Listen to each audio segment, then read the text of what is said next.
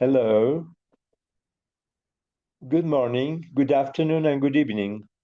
Welcome, everyone.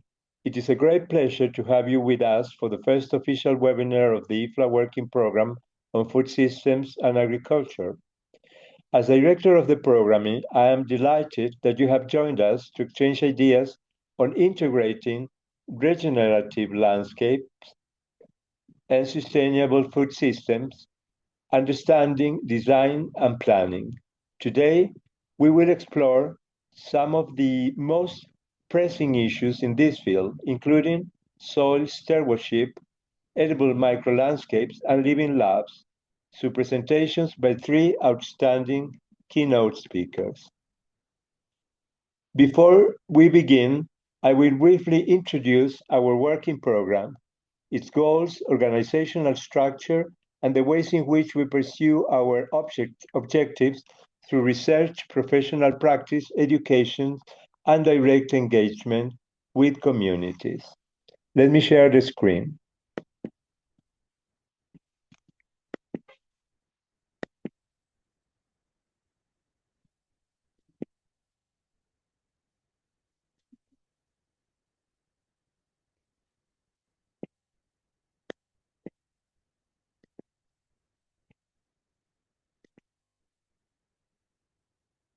Right.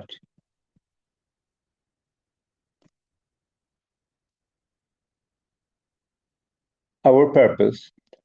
Our working program aims to promote integration of regenerative and sustainable food systems in agriculture into landscape, the latter to be implemented through innovative resilient best practices such as nature-based solutions as to enhance food security and community health.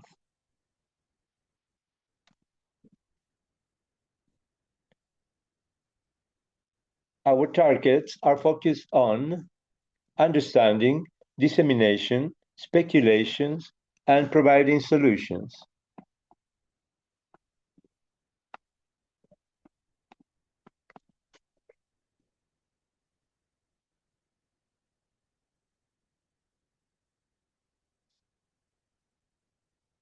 Understanding deals with research of regional, continental, and global conditions, demanding landscape architecture and nature-based solutions. Dissemination deals with the organization of webinars and workshops on the subjects like the one we are having right now. Speculation is the organization of academic design studios where solutions for agriculture and food systems can deal with critical issues. Solutions is the planning, design, and implementation of a diverse array of projects working in collaboration with other agencies.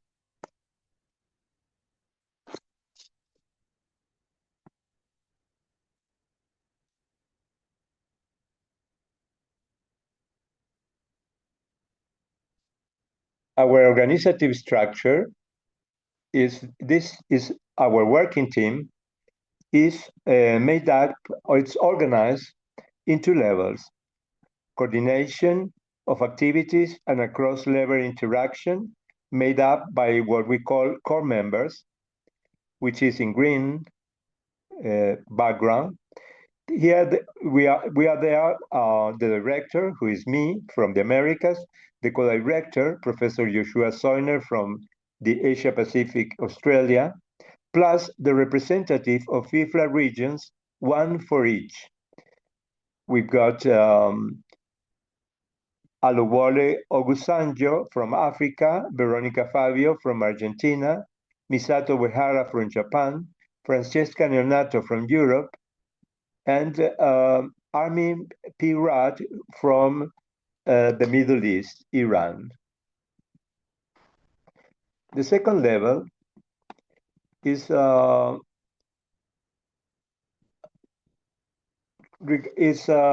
it deals with connecting action and implementation, and it is the yellow background in the screen, and is made up by what we call action members.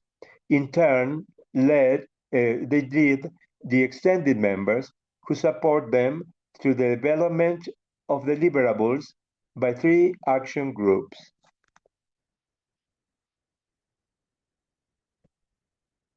This is how we look around the globe. The different participants and actors in our working program through the different IFLA regions.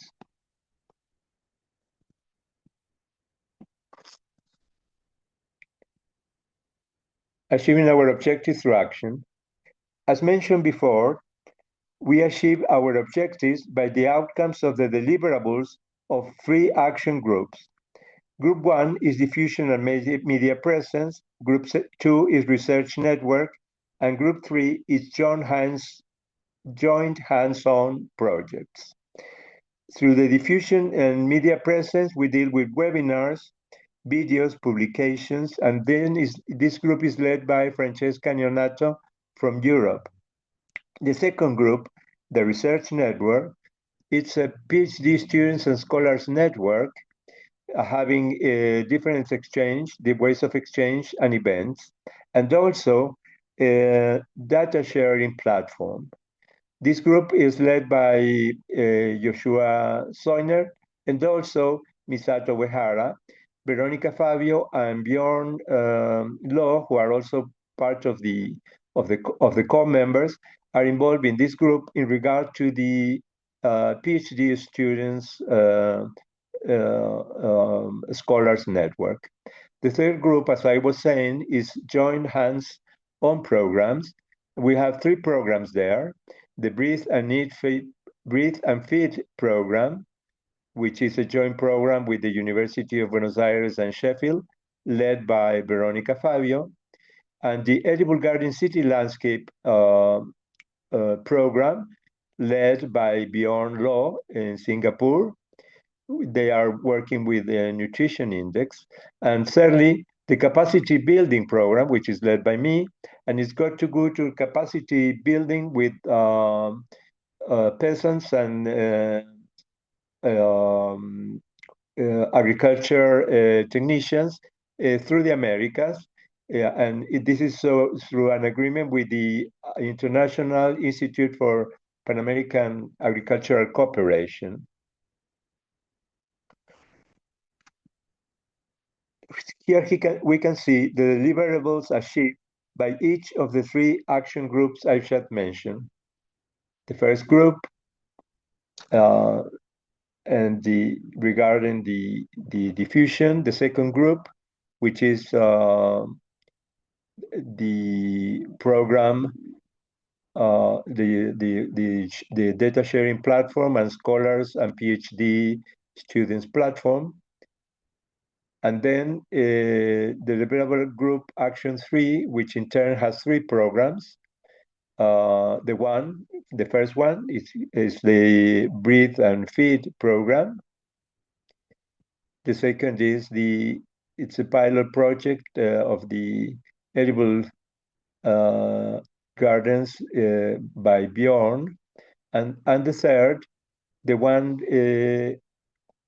through an agreement with FAO and IACA, Procesur, which is as I was saying, a capacity building program with training workshops for farmers and agricultural workers. So now I have to stop sharing the screen. Right. So this is a way of telling you all what is our group, how we are structured, and what are the activities we've been developing so far. We will now move to the main part of today's programming. Our first speaker is Merrick Denton Thompson, past president of the Landscape Institute, former board member of Natural England, and a leading authority on rural planning and land management. He will present Governance of Land Management Towards a Sustainable Future. Secondly, Veronica Fabio,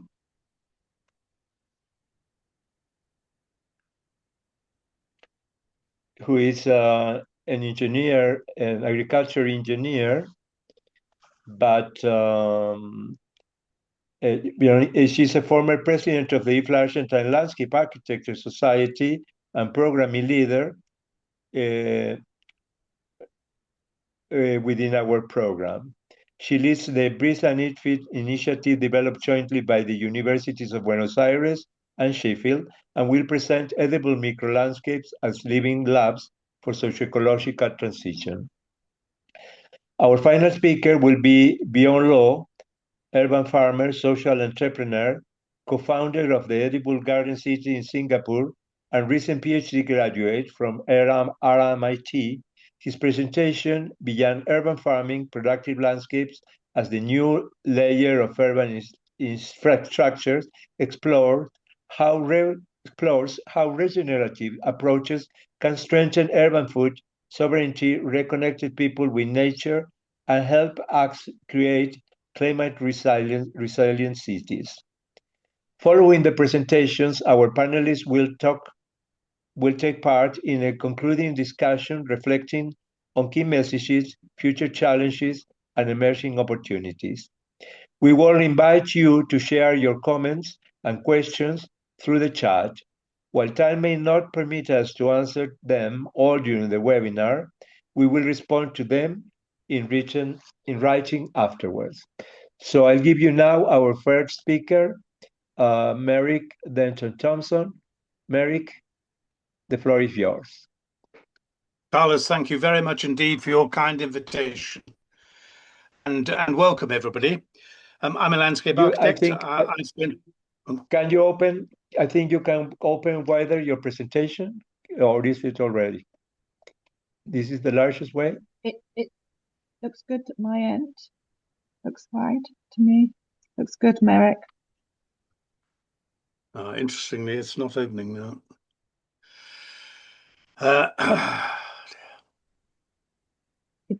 It's still showing on the screen to me, Merrick. So yes, I think but it's not moving forward. Oh, understood. So I'll have to. I don't know why that is.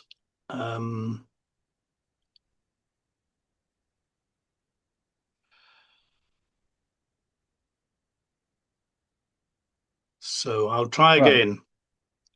Yes. Right. Is that all right? Can everybody see it? Yes. Yes, it's moving we watched now. it progress. Yeah. Thank you very much indeed. Well, as I said, I'm a landscape architect. I've worked in the public sector at all levels in the UK and for the voluntary sector. I've been helping the UK government replace the common agriculture policy in the UK, having left Europe. Not a decision that I supported, by the way. I'm really not going to be talking at length about the governance, which has been the subject of my research work, because every country is very different. But the research has thrown up one or two issues that I think are relevant worldwide. All my research papers can be accessed if you need them. So please don't hesitate to access my email address. So let me just start the presentation. So food security is driving migration worldwide. I don't want to talk about all of those subjects, but the sustainability of food production is critically important. And the issue about imports, very important to the UK, because we only generate 60% of the food we consume. So we are importing about 40% of our food. This is a very provocative statement that monoculture has been pursued at the expense of all life. This is actually a national park in southern Britain, and it covers the chalk soils, which is a very strong belt across the whole of southern Britain. And the aquifers actually feed about 5 million people. And I'm afraid to say that the water companies that are supplying water are importing water to dilute the drinking water because of the concentrates of nitrates and pesticides in the aquifers 100 meters below the field level. All of the chalk downland remaining is only about 3% biologically rich. The rest is completely sterile and dominated, as I said, by monoculture. I'll come back to this point in a second. Unbeknown very much to the farming community, the nitrous oxide that is emitted from the application of nitrates is a very considerable greenhouse gas emitting vast quantities. And nitrous oxide is 300 times more damaging than CO2. So not only are we getting the pollution of groundwater and drinking water, we are obviously giving off huge quantities of nitrous oxide, which creates at least 25% of greenhouse gas emissions in the UK. It's a very serious issue. That sterility in the landscape caused by monoculture ignores the fact that we are most vulnerable, humanity is most vulnerable with the biological sterility. And I make the point there that biological diversity builds resilience and delivers biosecurity to us all. And we must remember that over 55% of all life on land is soil bound. And I make this point because I'm sure the UK is not unique. We're spending hundreds of millions of pounds on pursuing fur and feathers. I'm sorry about that, slightly provocative, but we are very worried about stone curlews, for example, as a bird species, and we spend a lot of money on securing bird species and animals, but failing to understand that the whole basis, the foundation to nature recovery is actually soil-based, the microbial health of the soil. And this makes the point that I think we as a profession, and there's a lot of question about whether the landscape profession can contribute to farming. Our responsibility, in my view, is that we've got to secure through the process of survey and analysis the health of the landscape, of the wider landscape. And I think that's a very critical demand that we should be placing upon ourselves. So when I was president of the Landscape Institute 10 years ago, Professor Jim Harris, I had a meeting with him from Cranfield University, and he'd just done a very thorough scientific research based upon investigating the health of all the soils in the UK. And he arrived at this conclusion that 80% of English soils were dead. He was not allowed to announce that because of the damage it would cause to the university's funding. I'm horrified by what happened 10 years ago, and I've taken it upon myself to ensure that people understand the state of our soils. So across Europe, we're seeing disasters, and this one in Valencia, there's the statistics about Valencia, and please notice the clarity of the water. I just went 2 years ago and gave a presentation in Budapest, and the conference was actually on a boat, funnily enough, on the Danube. But if you looked at the Danube at the time, 2 years ago, it was brown.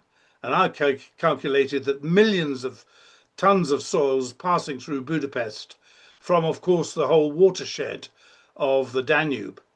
This is very serious. These are infrastructure assets that we cannot afford to lose.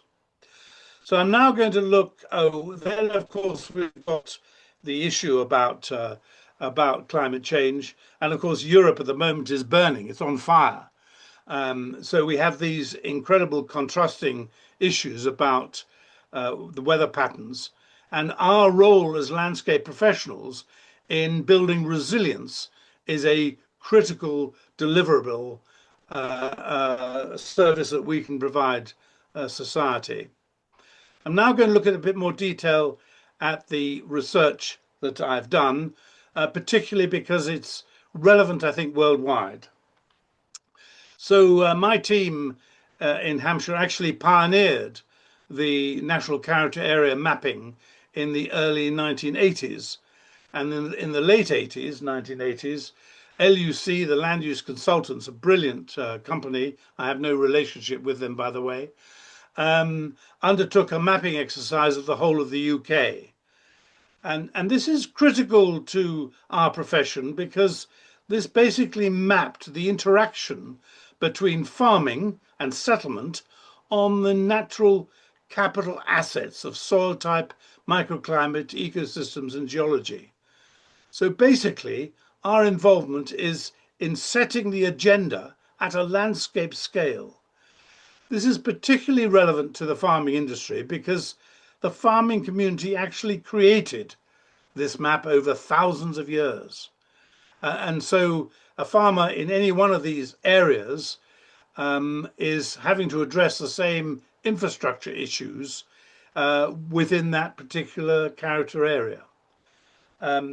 So I think I make that point in this image that the profession's first responsibility is to secure the health of the landscape.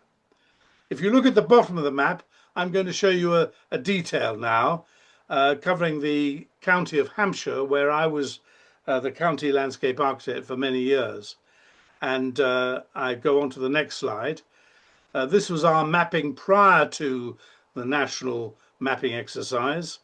And it shows the county of Hampshire.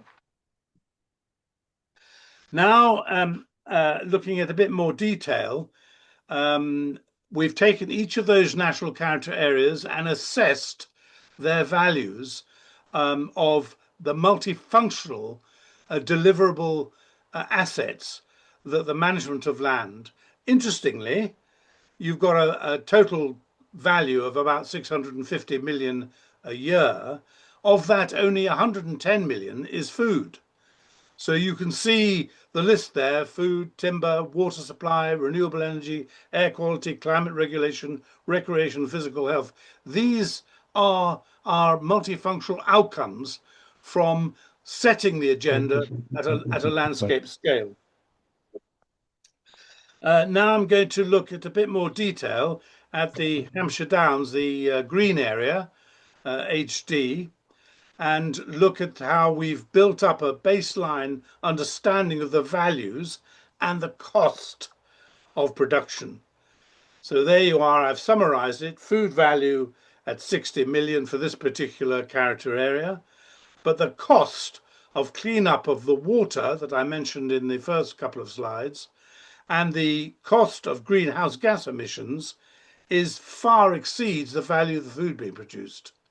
So we have a complete market failure and we need to restructure our rural economy. I'm not saying that worldwide, I'm talking about the UK. I'm criticizing us in the UK. But that's critically important. And please note the other issue, that those costs do not account for the loss of biodiversity, which of course is uncosted. I'm giving you now an impression of these landscapes. So very quickly, the Hampshire Downs, the South Downs National Park, the New Forest, very acid in contrast to the very alkaline soils. These are very distinctive, and the agriculture is very different. And this makes the critical point that national policy fails to understand and recognize the diversity of all of our landscapes. And we need to set the national agendas at a scale that the farming industry can understand and is relevant to the place, relevant to the natural capital assets of microclimates and soil type and ecosystems. So now going back to the chalk landscapes, obviously in my research, I wanted also to reassure the government that the 25-year environment plan was deliverable. I use this, I've been working with this chap, Henry Edmonds, for many years now, and I'm a trustee of the estate. And he is using regenerative practices. He uses no pesticides at all, no inorganic nitrogenous fertilizers, and he's delivering clean water, clean air, restored nature.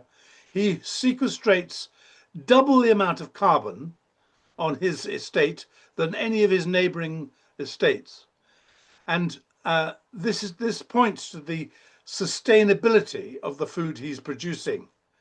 And I've given you an example there of a particular plant there, sainfoin, which fixes atmospheric nitrogen and builds natural fertility. It's deep rooting, hence the fact that it is sequestrating huge amounts of carbon. Its water holding capacity is quadrupled by the root structures. He reduces methane from emissions from cattle by 15%. And this particular plant helps him finish the product. So I produced an infographic. I didn't produce it, I'm sorry to say. Terra Firma, who's a company I've been working with on this, and Lionel Fanshawe is the leader of that. They produced this under my guidance, and it's too complicated to go through it now. I don't have the time. I do want to point out, though, that in my view, these are the deliverables from the landscape profession. And again, I don't want to go through this in detail, but obviously contributing to national and international policy is incredibly important. I think preparing farm management plans with the farming community. Remember, the farming community, their skill is in food production, not in all those other assets that I demonstrated when we looked at the natural capital accounting system. So I won't go through that in any detail. I do want to just use this as an opportunity to point out a very important webinar we're running on the 6th of November. And Rosa Pock, who's the chair of the Intergovernmental Technical Panel on Soils, she will be presenting the second edition of the Soil World Resources Report, which should be out by then. We're just hoping that it's completed and available for everybody. So I just wanted to make that point. And then finally, there's my email address. If anybody wants any of these reports, there are 7 reports on the governance pilots, and there are about 7 actually reports on the Chorlton estate. And we've created a film that you can see and blogs I can copy you in on. Thank you very much indeed. You've been immensely patient. I'm sure I've stirred you all up, and please don't hesitate to argue with the points I've made. Thank you. Right. Thank you so much, Merrick, for this fantastic presentation. So shall we call now Veronica Fabio we give you the floor. So you can share the screen then to present your presentation, Veronica. Okay, thank you, Carlos. Now I will do my best with this.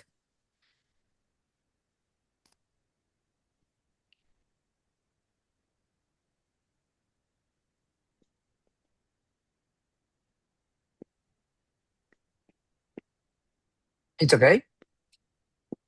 Mm-hmm. Yes. Yes? Okay. Thank you. Okay, like Carlos says, good morning, good afternoon, good evening. It's a real pleasure for me share with you our work. So today I would like to share how very small urban spaces can become living laboratories for socio-ecological transition. I will focus on schoolyards and on the evolution from breathe respirar towards breathe and feed. The presentation is organized around one central question. What role can landscape architecture play in transforming urban food systems amid the environmental crisis? My proposal is that landscape architecture can connect ecological restoration, education, health, and food through concrete, everyday spaces. To answer this question, we first needed to look at the urban context. We are now human beings, like urban species. The issue is not only food production, very important, but not only, but also the conditions in which the people live, learn, and relate to nature. What about urbanization? Urbanization concentrates several vulnerabilities at the same time: heat, pollution, impermeable surfaces, biodiversity loss, and unequal access to healthy food. These problems are often addressed separately, although they are part of the same social ecological system. What about Buenos Aires? Buenos Aires makes this tension particularly visible. It is a dense metropolitan region with intense daily mobility and limited access to urban nature in many neighborhoods. In this context, small available spaces become especially important. I roll out this. Okay.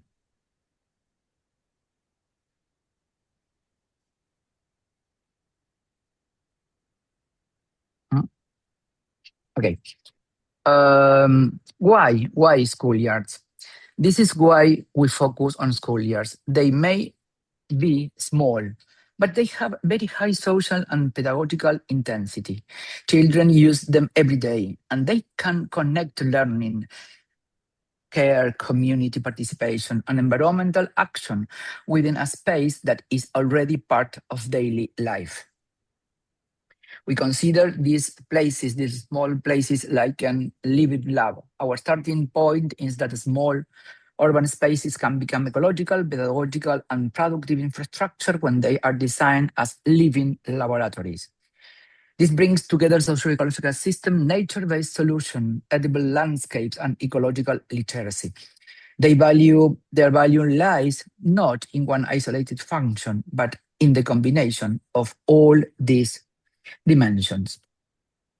And now we present the Respirar project. This Respirar project, we began with this project since 2018. It's a research project from the University of Sheffield and the University of Buenos Aires. We have worked together to transform gray and permeable school spaces into greener, healthier, and more biodiverse environments. The schoolyard becomes both a landscape intervention and a place for learning curve for climate resilience. What is our methodological approach? We are based in action research, diagnosis, monitoring, co-design, implementation, and communication for one continuous process. We do not design first and evaluate later. The project develops through repeated learning with students, teachers, families, and other actors. This is the reason why we are talking about the project inside the urban living lives. Which are our design? I suppose that you agree with this kind of design, but it's important to tell you that the design does not separate ornamental and productive plantings. Native, edible, aromatic, floral, and phytoremediating species are combined according to seasonality, soil care, biodiversity, and pedagogical issue. A central principle is that the garden must not only be attractive, we know all this, it must also be biddable, maintainable, and teachable. And you can see the screen, the last point in red words, because this is another important learning that we have had with this project. It's not enough to do a new project or to implement this project in the real life, but you have to be very sure about what will be the maintenance after you go away. These are some of our implemented cases. This approach has been tested in schools in Sheffield and Buenos Aires. The slides are different. The sites are different in different scales, climate, and institutional context, but they share the same basic question: how can an ordinary schoolyard become a healthier and more mindful landscape? This is some of our results. The results go beyond the physical transformation of the schoolyard. Sorry for the noise. I am the city. So we observe biodiversity gains, stronger attachment to place, new learning opportunities, and a growing capacity to document and replicate the process. This is one of another vulnerabilities that I told you at first. The project therefore produces both landscapes and transferable knowledge. Another important thing is communication and commitment. Communication is also just a part of the intervention, but we needed to communicate what we do. So a simple and recognizable message helps build consensus and makes the project understandable beyond academic and professional circles that usually in the academic we stay indoors and we have to communicate easily to our project. So, but one of the most important thing was the power of building a community. Professionals, volunteers, students, companies, and institutions. The project becomes stronger when knowledge and responsibility are shared. So in this scenario, Breed and Feed has its place, edible macro landscape. But why? Because we knew that childhood food orient this connection, the supermarket as the dominant interface. So it does not replace Breathe and Respirar. It adds a new layer. The schoolyard living lab model now incorporates food literacy, edible biodiversity, and agroecological practices, connected urban renaturalization more directly and with food systems. Empirical evidence, children often told us that the children often misidentify where common foods come from.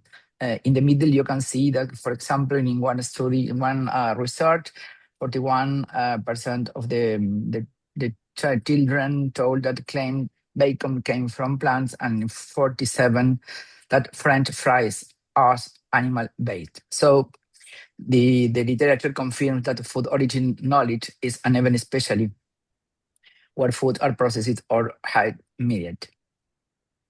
But we knew also another very important difference, because we have a lot of difference between global north and global south, but it is one that for our project is very important. Cultural resignification, growing food is not automatically aspirational in both regions. So edible landscapes are not perceived in the same way everywhere. In some global south contexts, growing food may still be associated with poverty, rurality, and survival. In parts of the global north, it's more frequently presented as sustainable, healthy, and aspirational. For this reason, in our project, we design must also work with cultural meanings and social value. This is an example. Then, in a minute after, you will see the excellent work that Bjorn Low is doing in Singapore. But this is another inspirational work that we have. It's about a city in West Yorkshire. This is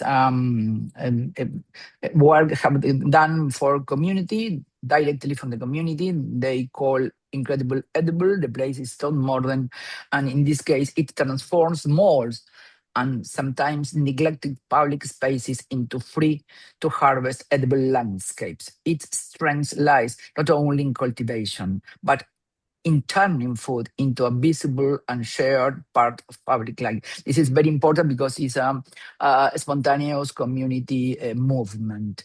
They call themselves incredible edible. If you eat, you are in.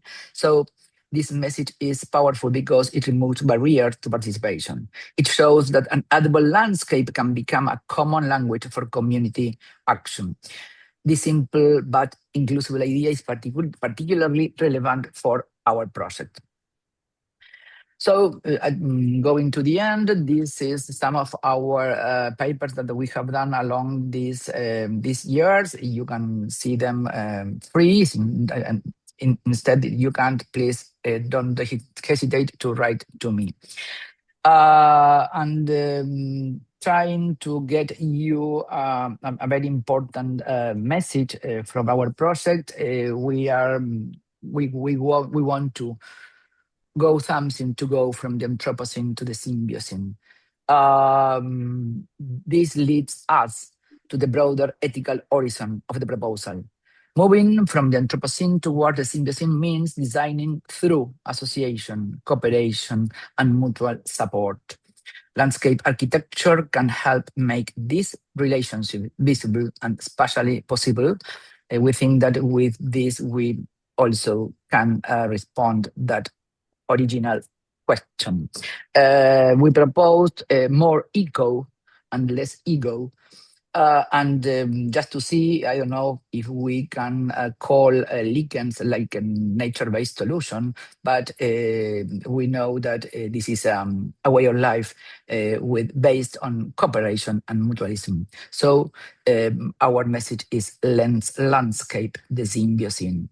At first, to say you thank you, I want to repeat that edible micro landscapes are not only productive spaces. They are practices of reciprocity between soil plants, children, communities, and urban future. Thank you so much for stay here. Right. Thank you so much, Veronica, for this refreshing vision over these issues and the way how we can get involved with communities. Now we'll give the floor to Bjorn Loh, who is our next keynote speaker. Please, Bjorn. Thank you.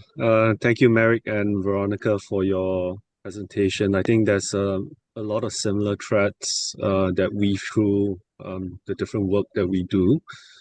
So I'm just going to share this is based on practice research. It's based on 13 years of work in Singapore in the urban farming space.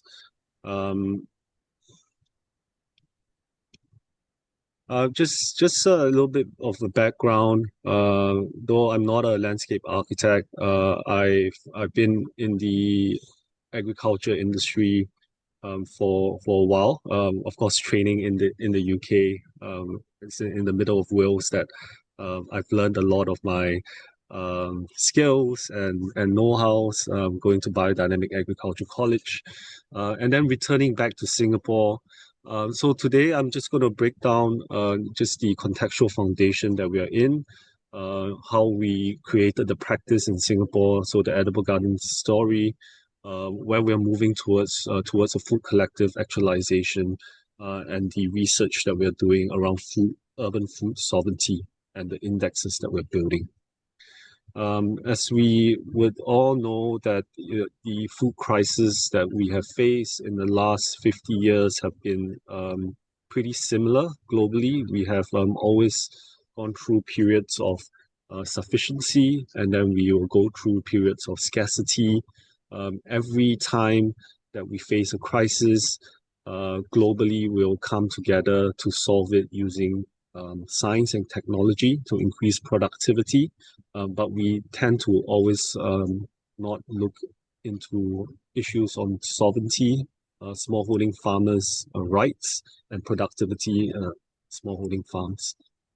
And Singapore in itself has also gone through the same cycles.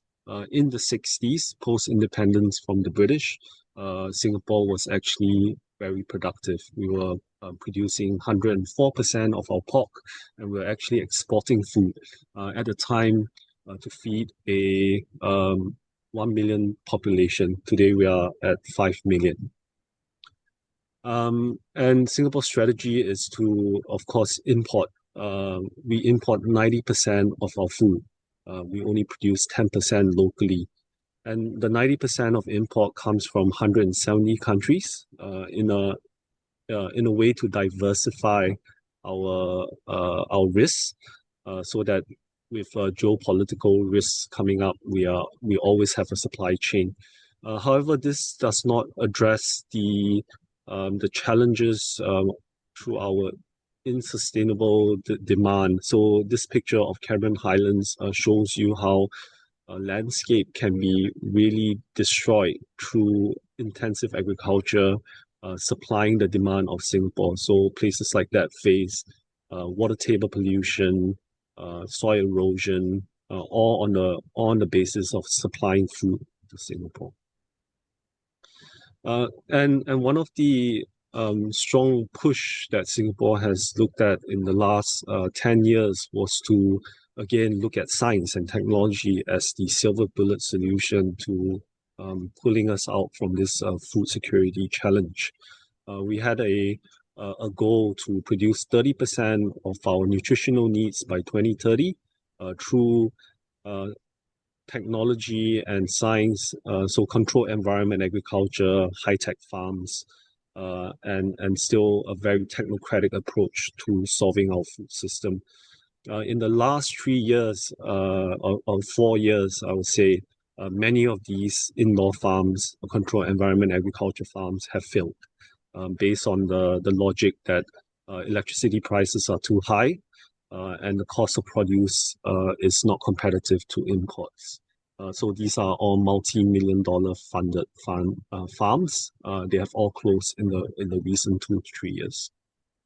So the solution is then again looking at how we empower communities to take charge of food production. But with that, there are also challenges within the city spaces that we try and convert. One of them is a lot of the movement in urban farming in Singapore has been based on a gastronomic neoliberalism. So farm to table, the local food movement, and it's been seen as a greenwashing tool for many restaurant operators and property operators. And Singapore, as a garden city, known as a garden city, has a very strict regime of how landscape aesthetics has to be conformed towards. So we have very strict measures of how trees has to be manicured or bushes has to be kept. In many sense, a farm, an urban farm in the city center sometimes would look like a disamenity. And when we are producing things in a productive landscape or a food forest setting, these are typically not very accepted by the property developers or the management companies. What we found though when we was that we were able to use agriculture as a activation tool or placemaking tool. So we activated spaces in underutilized spaces in the city. And what we found is that people with common interests around food will come and form the community. You just have to provide the space and the content. So we had an opportunity working with the government 10 years ago to activate a space 10 minutes from the CBD in Singapore, Central Business District. So it was 8,000 square meter site where we had a 10 years lease to transform the space. And we decided to kind of put in a polymorphic food production system where there were different incubations of different techniques of farming. So soy-based, we had indoor farms, but what held the space together was the common values of how we create social and environmental impact through the space and through agriculture as a medium. So things like social employment to autistic adults and people with disabilities were included in the space as well. And we found that these spaces became more a learning space for a Singaporean core that have lost majority of the agricultural knowledge through Singapore's refocus on other economy drivers, and agriculture has been then put to the wayside. And it became a space for civic participation as well. So lots of volunteers came through the space. And what we started to see over time was we were able to form the space into to solve other social challenges or change in demographics. And at the time, we had a aging. We were still having an aging challenge as well, and we found that through engagement with edible gardening and programs around horticulture therapy, we're able to reduce stress markers in many of these participants, and this has then been one of the key of how we turn urban farms into healing spaces and spaces of wellness and participation for the socially isolated elderly that live within our community. We push this through a larger study group with the National University of Singapore School of Public Health, where we did baseline data collection on blood tests, on biomarkers, on physical markers as well, and we're still consolidating the results from this. So it was 200 participants, 100 in control, 100 intervention, and while the data that is being collected now is being analyzed, the outcomes were not as expected. I think the data markers were not as strong, but qualitatively, the outcomes were really good. Many of them have forged long lifetime friendships. I think that is one of the positive outcomes of the study.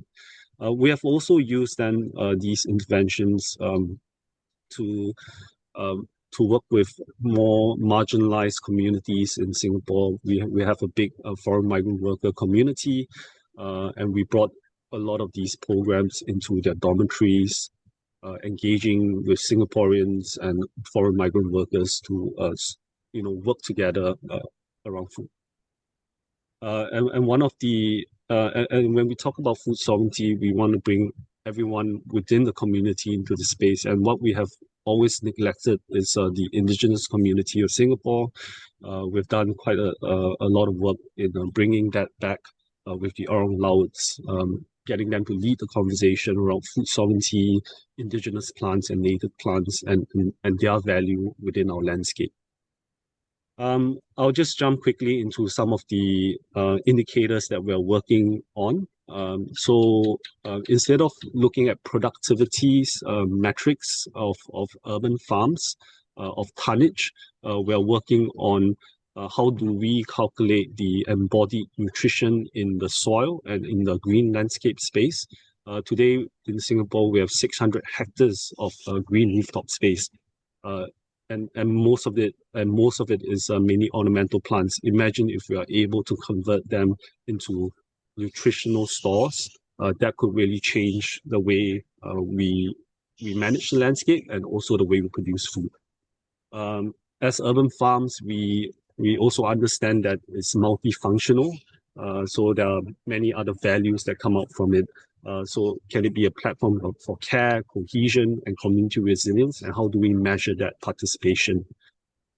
And we are actually applying this index-informed urban agriculture into the different rooftop farms that we manage. This is a rooftop farm in level 51. It's probably the tallest rooftop farm in the world.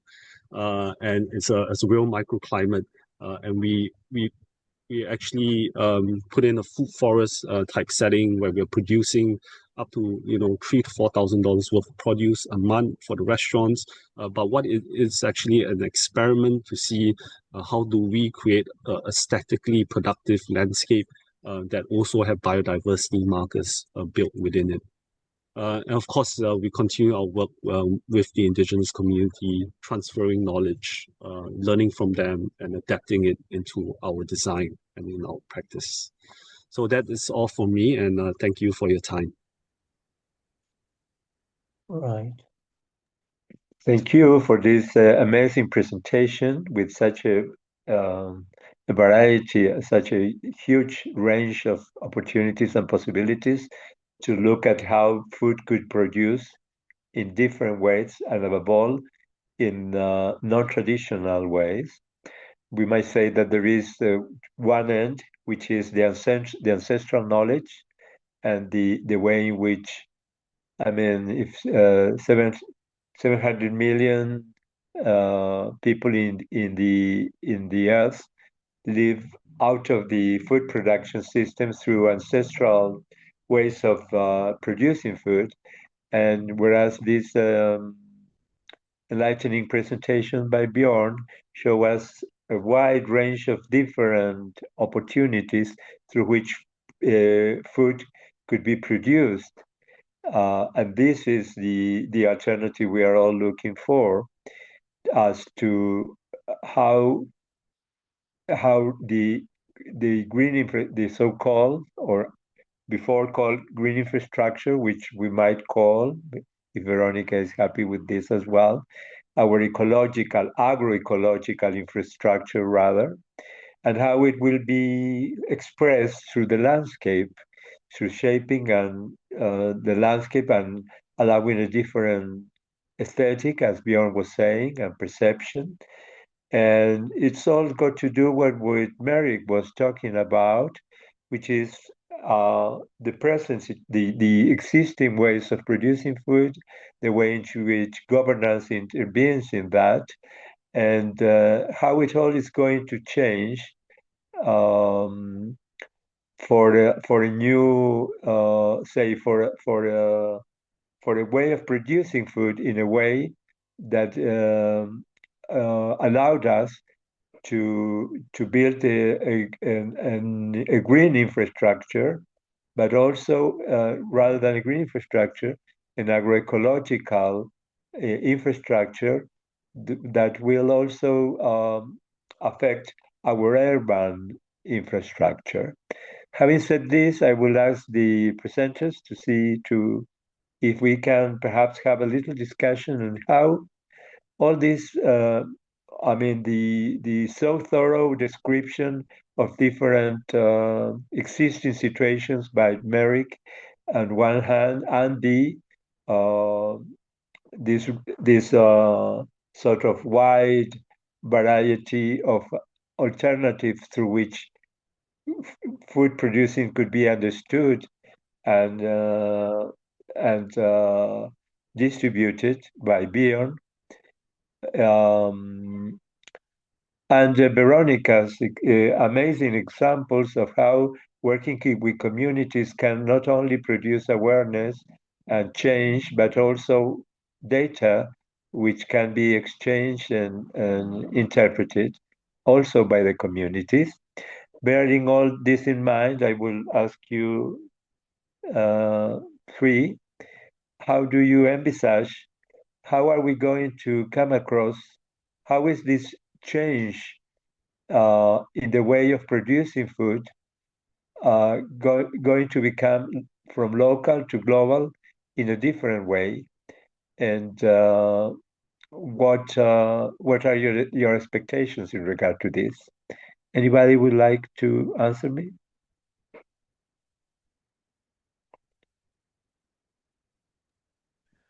Well, if I might just start, I think that Veronica and Bjorn, they've started a really important process about empowering communities to take direct action and to secure their future. We have this silo everywhere, where farmers are the only ones produce food. That cannot be, and we now know that the farming industry is producing food sustainably, but not everyone. In fact, my research points to a majority of the industrial farming systems are not producing food sustainably. Whereas for Veronica and beyond, they are empowering people, and that's an incredibly important thing for our profession to be doing. So well done, Veronica and beyond.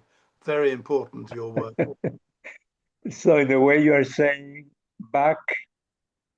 I mean, I mean, instead of Back to the Future, let's make the future going backwards in the sense of producing our own food and being more human and less automized and artificially intelligent, something like that. Yes. Veronica? Yes, thank you, thank you. You, in from our experience, we know really that we have to change the way to produce foods. I don't have any doubts about this, but also for all our life we know that it's very difficult trying to change minds of people that decide this way to produce more than neoliberalism, like I absolutely, I mean, agree with Bjorn, but it's very difficult to change their minds at the time of to decide one action or no. This is the reason why I think, or we think, we share with Bjorn also, that the importance of work with community, with people. We don't know if we will, with this, get an self production food, but we know that in this case probably they can see with good eyes that the tomato or lettuce is also a beautiful plant, and at the same time we can join the beauty of landscapes in rain scales, bringing this with our home. The final thing about this, Carlos, is I think that we have to change our way to produce. But I suppose that more than communicated, this is the very important thing that we know, more than can communicate and also tell to the landscape architecture that they have in their hands the tools to change something of it. I think that it's very important to give them some tools, each person, to change this. So, thank you. So, are we saying something like rather than talking about productive landscape, we should be talking about the landscape of producing communities? Something like that? Yes, Yes. I Yes. agree. I agree with both Merrick and Veronica. The challenge I think we have today is that food systems it's very complex, right? And it sits within a very neoliberal economic framework where productivity and economies of scale is very important. So it's always a race to the bottom, right? How much can we produce with less resources and more damaging to the planet? And we try and frame productivity in urban agriculture and not truly understanding the cost of food. So we can have an import from South America coming into Singapore that can cost less than what is being produced in Singapore because it doesn't take into the true cost of food, right? The environmental impact, the potential ecological damage that is caused in South America to produce and then to be exported to Singapore. I think the framework that needs to happen is to look at food systems, and measure the other intangible values that surround it. So in our practice and our work in Singapore, we try and overlay that with healthcare costs, wellness outcomes, where that actually reduce healthcare costs, and therefore giving food production in cities a value add, right? Because we're overlaying these indexes and outcomes as well, and people will then see that producing food in cities is not just something that they can consume, but there's other intangible benefits attached to it as well. So in a way, we're trying to fit into that neoliberal system and to justify it in a way that is more holistic as well. So it's a constant battle. Right. So, and then how are we going to overcome this gap between the existing ways of production and distributing food and this vision so different? And so how are we going to cope with the say the strengths of the existing ways and all these experimental views and ways of generating awareness? Should we think that we are ages away from making this a global reality? What do you think? Which would be the path to shorten this gap?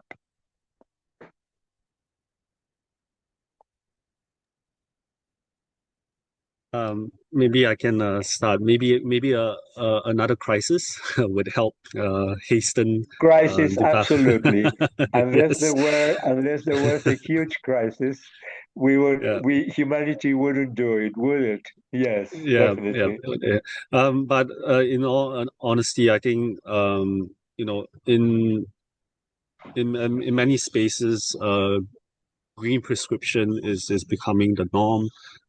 So people are understanding the value that natural spaces and participation in nature can actually improve mental well-being, and that includes food growing in the city. So if we are able to include that as part of the outcomes, then more people will take up food growing.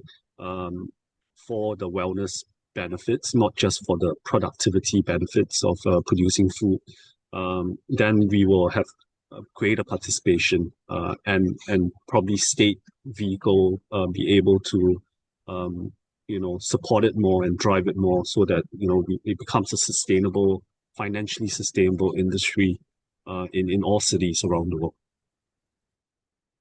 Thank you.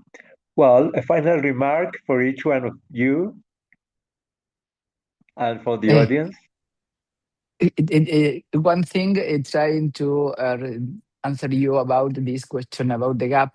The This gap, is yes, sorry. the, this is one of the reasons that we are working with children, because we think that it's very difficult to change the mind of old people, or not too old, but people that have lived in another way.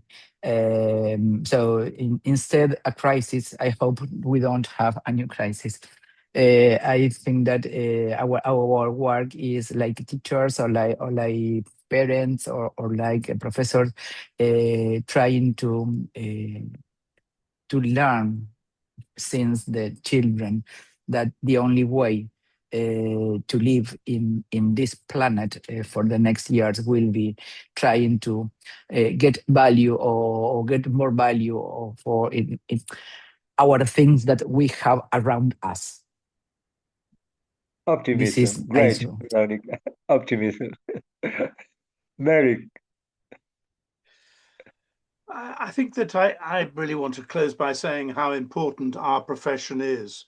We are rapporteurs to deliver a multifunctional landscape.